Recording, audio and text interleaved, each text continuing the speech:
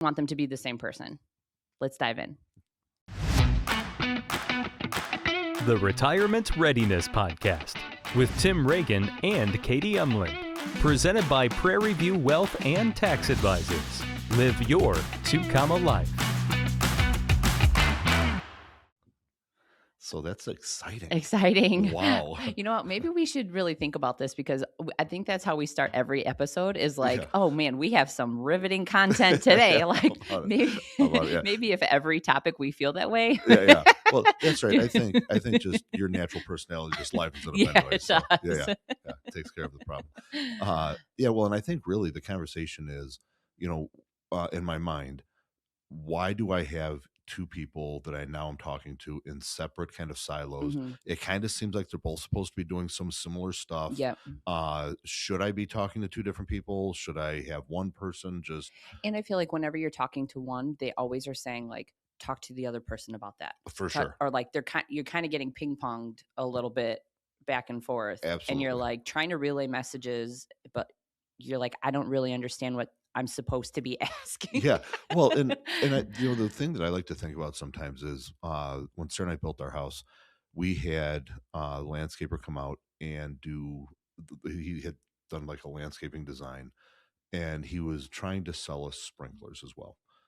And I'm thinking, you're a landscaper, are you really the sprinkler guy? Should you? But then he came back to me, and it was really appropriate. And ultimately, he and I ended up being really pretty good friends. And he said, if you have the sprinkler guy put in the sprinklers and I put in the sod, if your sod doesn't make it, I'm going to tell you it's a sprinkler problem, and your sprinkler guy is going to tell you it's a sod problem. Yeah, that's true. And he's like, and so here you have one person to come talk to that can coordinate everything and make sure that it comes out right. And I think a lot about the same thing with our professional advisor lives, right? My attorney, my accountant, my financial advisor, I can kind of have this, if they're not coordinated, it can get kind of sloppy. Mm-hmm. And am I getting the best result that I could? Or should I try to consolidate some of those things and do them all in the same house?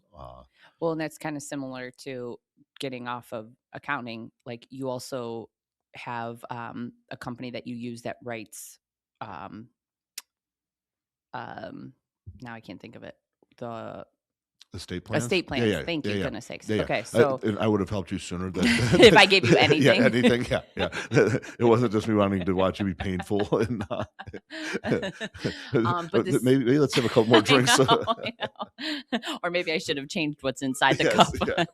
Yes, absolutely. Or just added to it.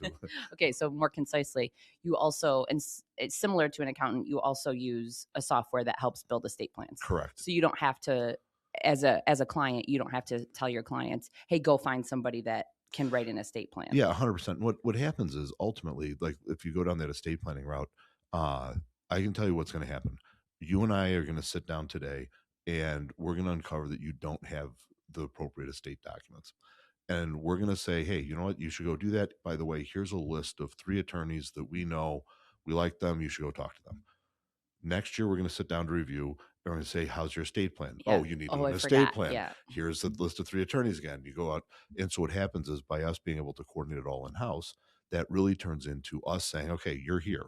Let's get this process started today, so that a year from now, we're not saying the same thing. A year from now, we're saying it's done.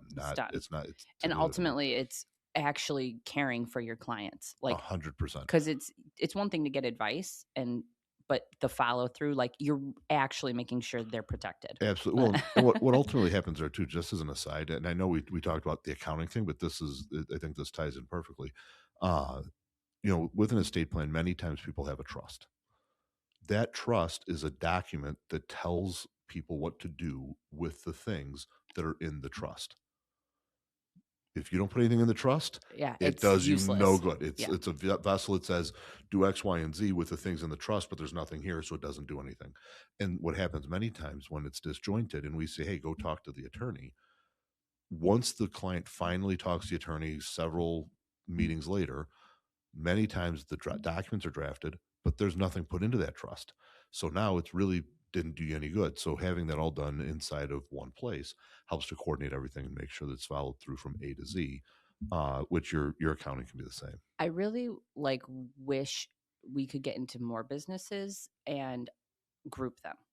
such Oh, as sure. a periodontist and a dentist. Yes. Like, Why they're not the why same, are I they have no clue. are not the same Yeah. is so annoying Yeah, to me. and then those two have to then you go back to your orthodontist or your dentist, and they're like, Yes. "Oh, I didn't get the films yet from the periodontist. I need to." Oh, it took 3 months to get an appointment. Well, now we have to start all over because it took 3 Yes. months, and now How about it? why are we doing this? How about it? Like 100%. and I don't know any of the technical words to use with anybody. Like, Yes.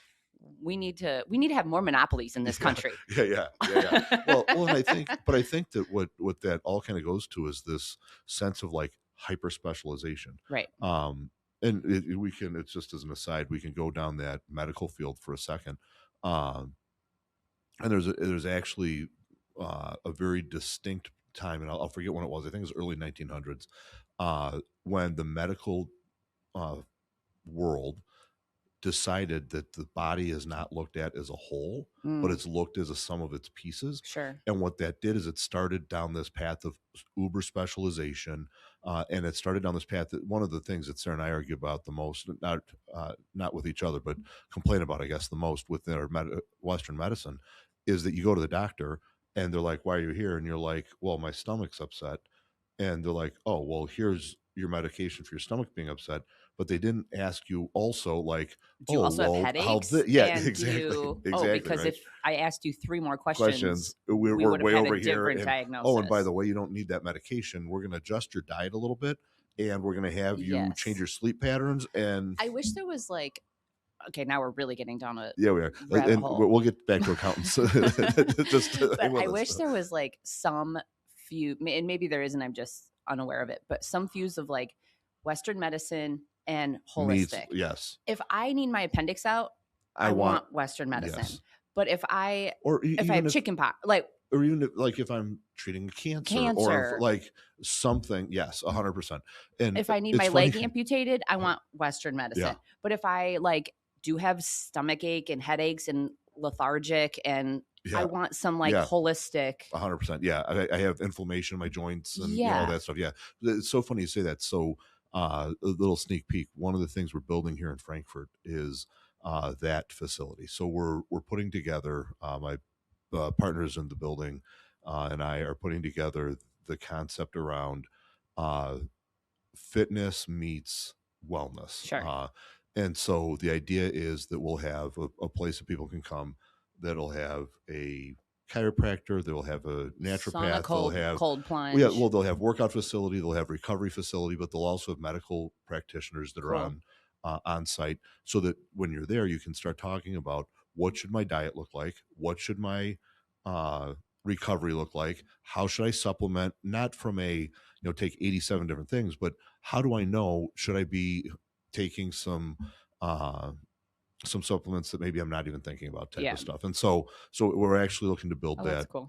I didn't know that. This wasn't like a work-in plug. Yeah. No, I know. Yeah, it wasn't even meant to. So somehow we've we found it. Yeah, we found it. So, which is natural. I think anytime you start thinking about financial advisor and accountant, you naturally go to first periodontist and then health and wellness. Yeah. So if we take a hard right and go get back to the accountant and financial advisor piece, but I think that it all kind of comes together where people don't need like one-offs. Yes. People need somebody that can come in and say, we've got this. Yes. From A to Z, you don't have to worry about it. And what we found is in our industry, you end up in these like silos, and people don't fully utilize their accountant. Right. Really what they think of their accountant as is, who's going to help me comply with tax law? Who's going to fill out my tax return, make sure that I'm compliant? But they're not looking to that individual usually for advice. And so many times their financial advisor might be thinking the accountant's having that conversation, but the accountant's not. And then the client's stuck in the middle trying to say, well, wait a minute, I'm playing telephone in a world that I don't know the words. Because exactly. It's just not my And I world. think it also, another benefit of having one firm doing both is, like, so many times you don't know the right question to ask your accountant. Like, is your accountant going to prompt you to say, hey, you need to spend this much more money this year, or you need to buy a Well, or even just do a Roth conversion, or do a, like, go down the list of things that, and that's really when you start thinking about, in my opinion, when you start thinking about where things start to sing, it's when you take the ownership of who has to be thinking about that off of the client's Right. shoulders, places it on the professional shoulders. Yes. Now you have Now. the right solution. Uh, Like somebody that can tell me, hey, if you did this, these levers are gonna. exactly. And really it's, how do I get the most leverage? You have these professionals in your life anyway. Right. So why You're would paying you them the same amount of money exactly. if you. So why would we not try to maximize Yeah. this and try to really, really leverage it? And that comes in different forms and varieties. I think that as people are starting out and maybe their financial situation isn't super complex, then you can have a financial advisor and an accountant, and that might be all you need, right? And having that in one place can coordinate and say, in your 401k, should you do Roth contributions or tax deductible contributions? How should you have, what choices should you make with your work benefits? Like, we can help with that all in one house. But as you go to the other end of the spectrum and you have a much more complicated life, uh, we have a solution for that as well, to where we'll be your in-house bookkeeper. Okay. We'll pay your bills. We will, when you have contracts, we'll manage all of your contracts. We can actually help you to make sure that your investment portfolio is in alignment with what you need to have happen. So we're doing cash flow management.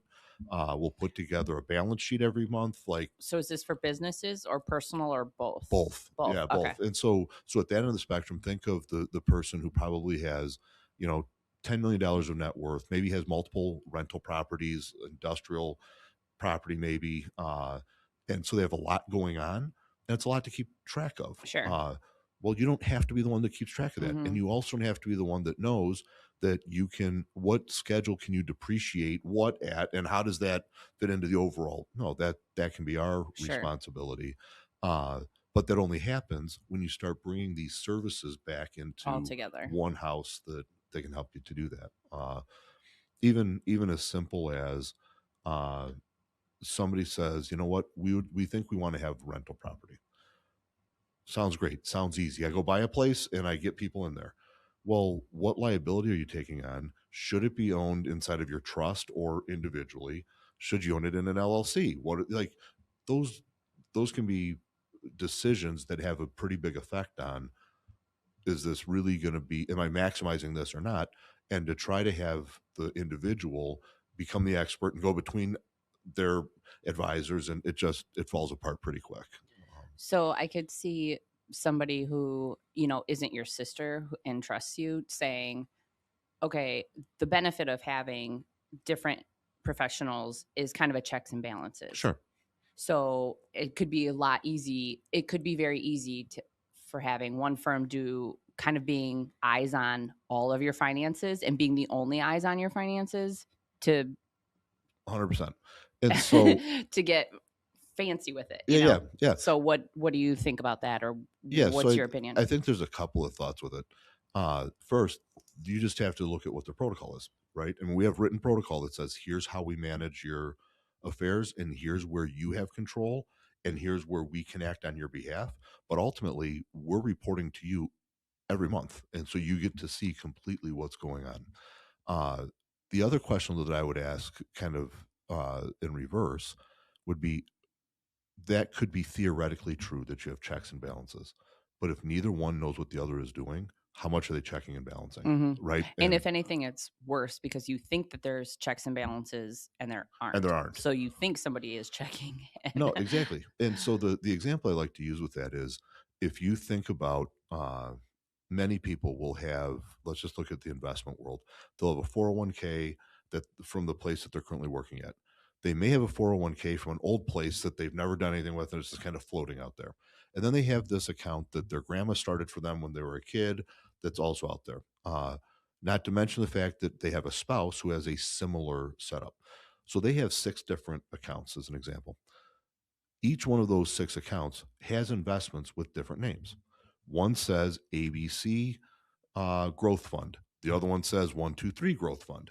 The next one says XYZ, right? And so it looks like, man, I got 6 different accounts. I am diversified. except that all of those ABCs, 1, 2, 3s, and XYZs are investing in the exact same things. Mm. You have no diversification, but you had that false sense that you did because I've got a lot of different accounts and I've got a lot of different names that are there. And it's very similar here. I think I've got a lot of different advisors who might be giving me different advice, but I don't realize that it's not as thorough as I thought it was. I was actually more talking about like fraud. Yes, I know. Oh, so So the like, same way, right? So think about that the same way. If you thought that you had an advisor that is over here, your financial advisor, and they're handling your investments, and your accountant's handling your taxes, you think you're protected, just like you thought 1, 2, 3, and ABC were diversified. However, those two aren't talking. This one really isn't looking over, so you're no better off yeah, than if you were same before. thing. Like you think it's checks and balances, and it's not. Yeah. Yeah. Okay.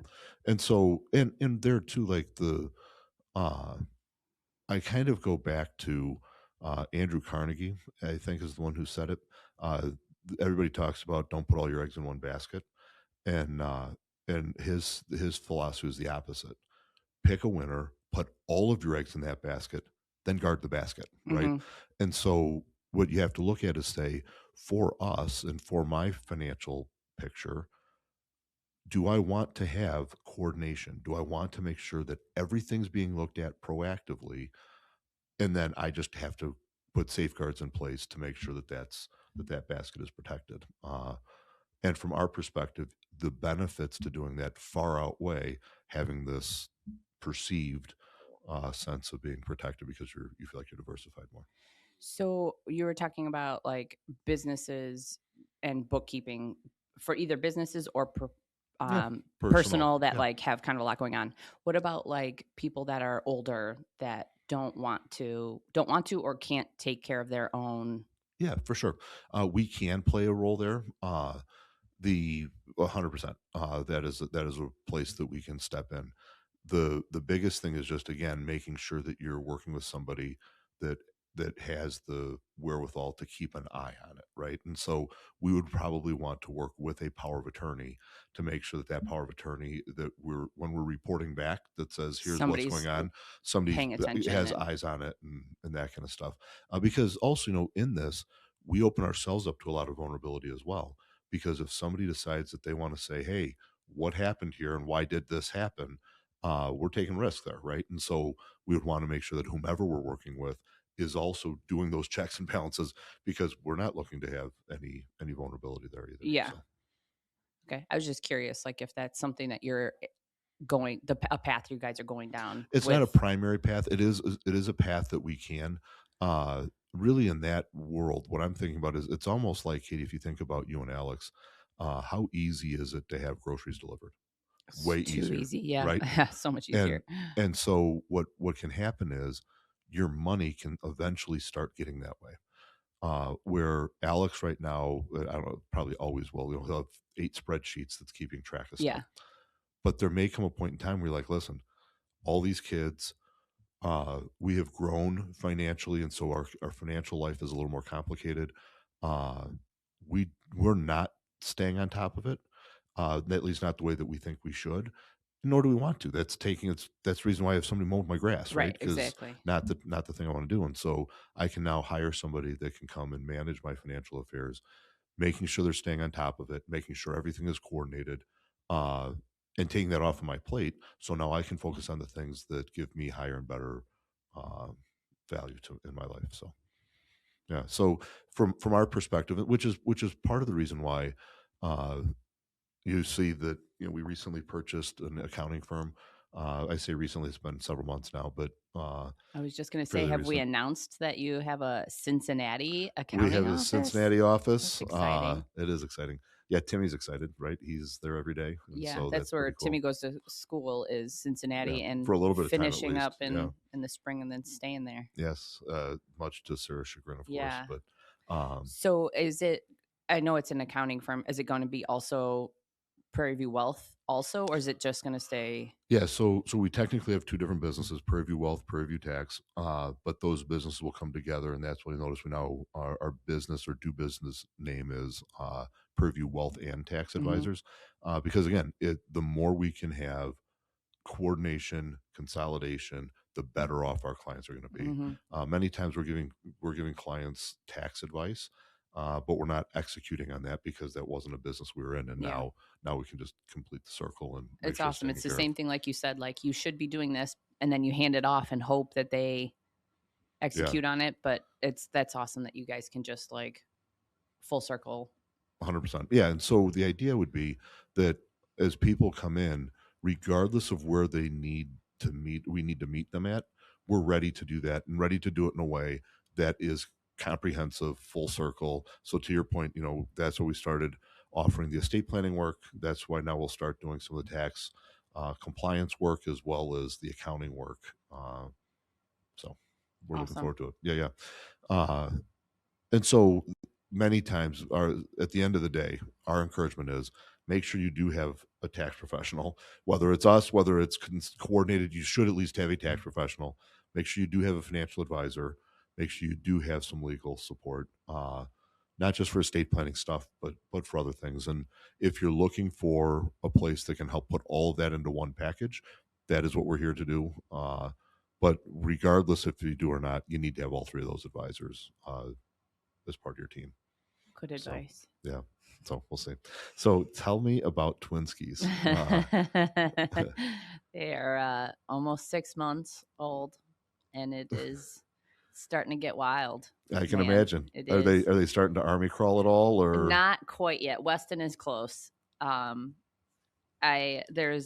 neighbor gave us a name of her cousin that was in college and was home on break looking for some work. Yeah. And she's like a nanny and babysitter and stuff. So she's been over a lot, and I can't go back. The days that she's not around, it is like, it's so hard. Yeah. I told Alex, I'm like, oh man, we shouldn't have done this because it is so much better with them. Yeah. Well, I can only imagine that because you got Dill, who's got no school right now. No. Probably no sports going on right now. So he's around constantly. Yeah. And so just there's a lot of that chaos. And he's old enough that he has things that he wants to do. Sure. Like he wants to go outside and play. Yeah. But the babies are up. It's 20 degrees outside. I can't bring. By the time I get you all dressed, Quinny dressed, and I can't bring these babies outside. Like they don't want to be just sitting in their stroller anymore. Yeah. So that part, balancing everybody having things that they want to do is. Well, it'll be, especially wintertime, right? It'll be much better spring, summer hit. You get the pool open and you can kind of just be outside all the time. Alex and I invested in a giant bounce house that takes up our entire basement. Awesome. So they spend a lot of time down there, which is nice. Well, that's cool. All your kids we're here for several weeks. We're here for a while, to head back and straggle back. Yeah. And it's funny, Sarah and I were just talking about how quickly you go from dreading empty nesting to now you're like, the kids when they're back here and they're messing up my the whole plan, the whole routine, especially for Sarah. She's struggled a little bit with when the kids went to school and we're all gone. She's like, all of my routines are gone. Right. I had routines. Have to make a new routine. And now that she's starting to get back into a different routine, for them to come home and say, now everything is completely different again. Well, and like I remember being in college and feeling so weird being away at school, and then you come home and it's like you have two lives. Yep. And it's really hard to balance this feeling 100%. of like it takes a while to like feel like you fit back at home again. Yep.